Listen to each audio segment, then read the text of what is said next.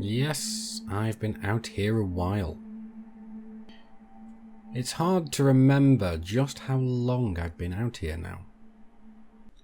My ship doesn't seem that worse for wear, but I certainly feel it on the inside.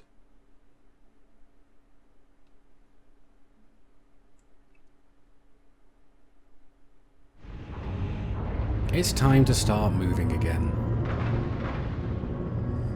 Where are we going? Well, home sounds like a nice idea. Currently, we are still many light years away from home. We are still deep in the neutron field. As you can see, we are surrounded by neutron stars, and I am still going to go and scan as many of these as I can, but we are changing the direction in which we are travelling. We are heading slowly, ever so slowly, back to home. And why is this? I've been out in the black for a long time. And what was I originally planning to do? I was originally planning to go and head over to Beagle Point. But that idea has swiftly gone out of the window.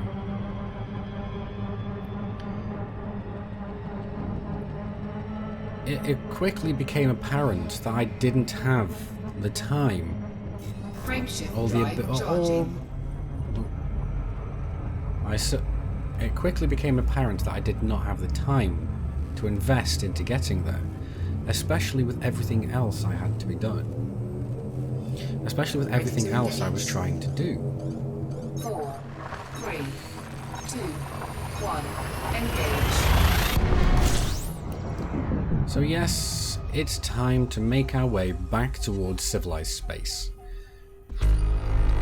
I want to get back and get things done. I want to start making tutorials again, and it seems I've been here previously.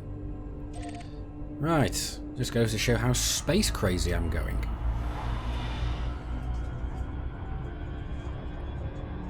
Let's have a quick look at the galaxy map again, just to where we're going.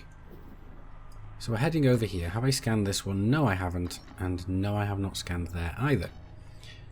Okay, so I have gone and did go and visit this little nebula here. It's a tiny little nebula, and there's not really anything interesting inside it.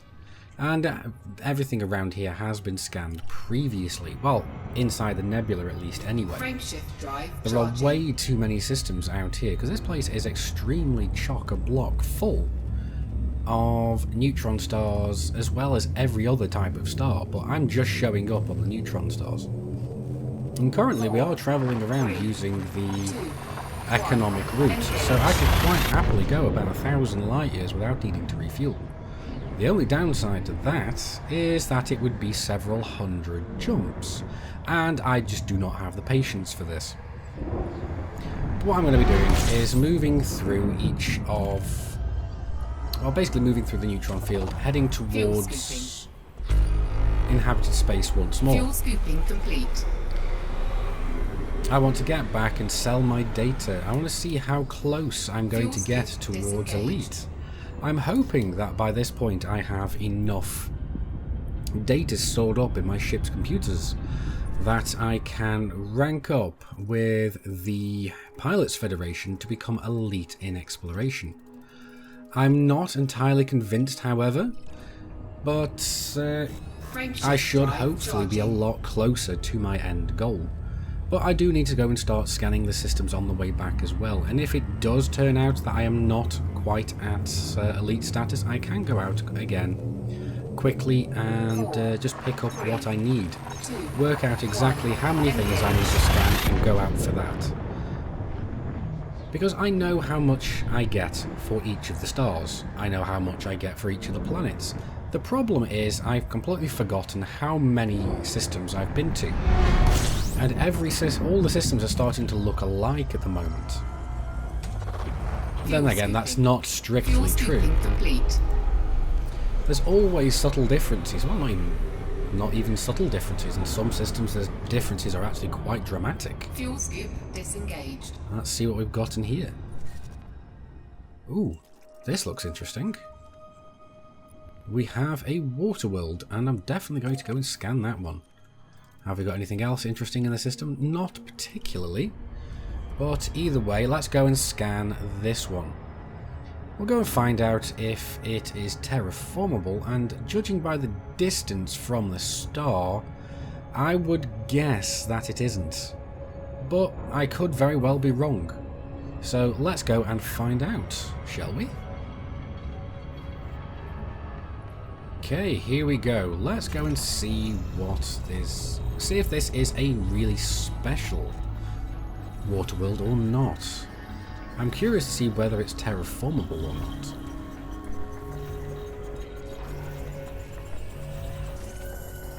Here we go. Finish scanning, so let's go and find out.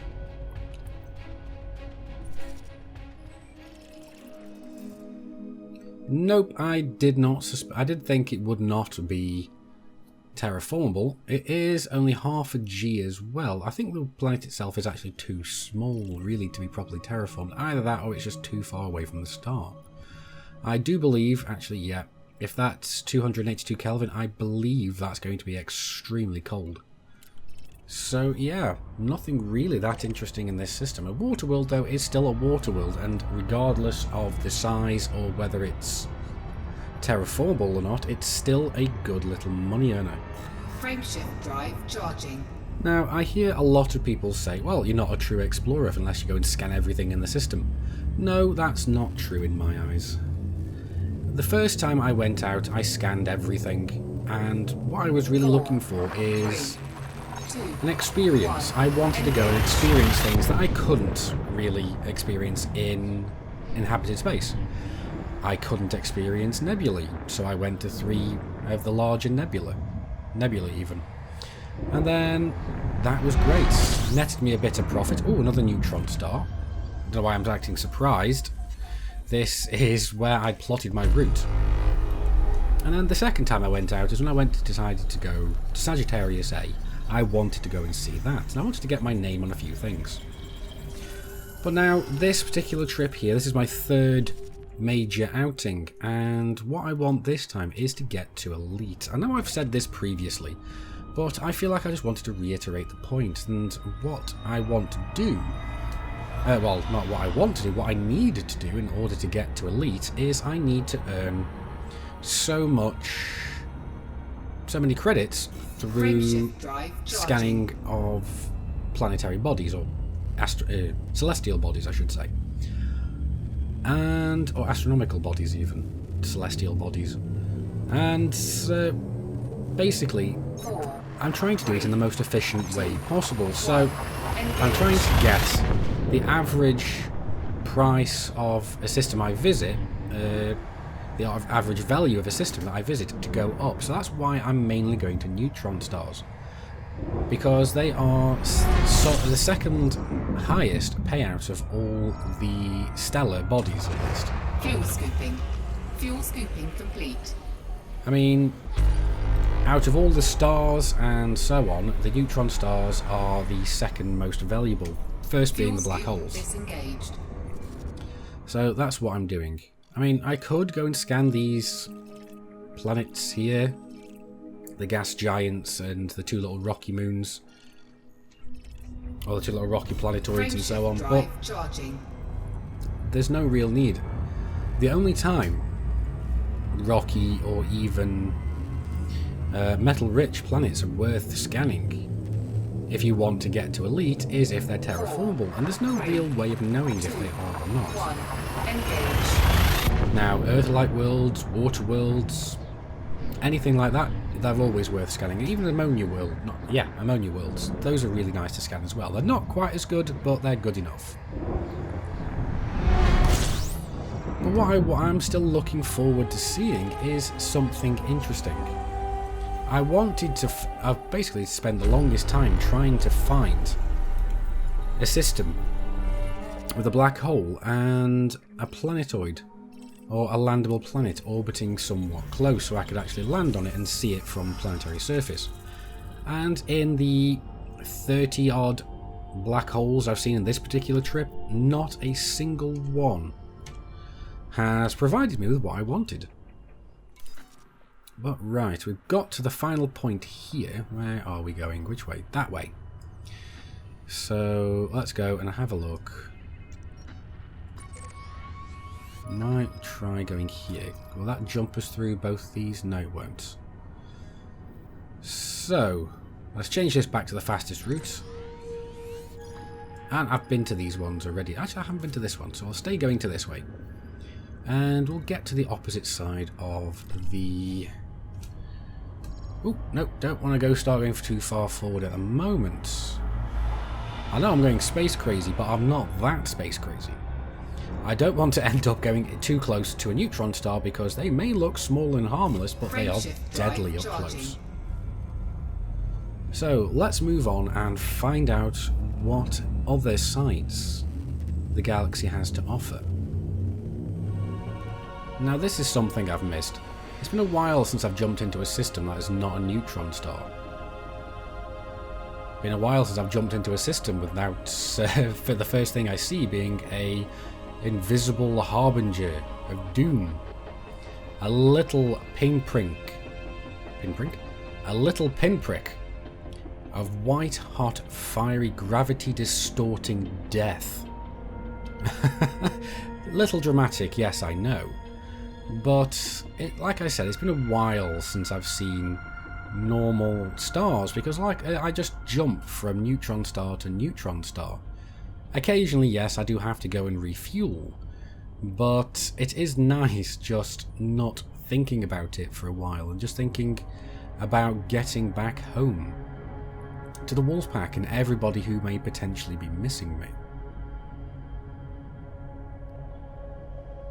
There's no doubt that there are those among the Wolfpack who may have think I have perished out here. I can't wait to prove them wrong. Disengaged. A quick scan of the system shows that we have 11 new objects to have a look at.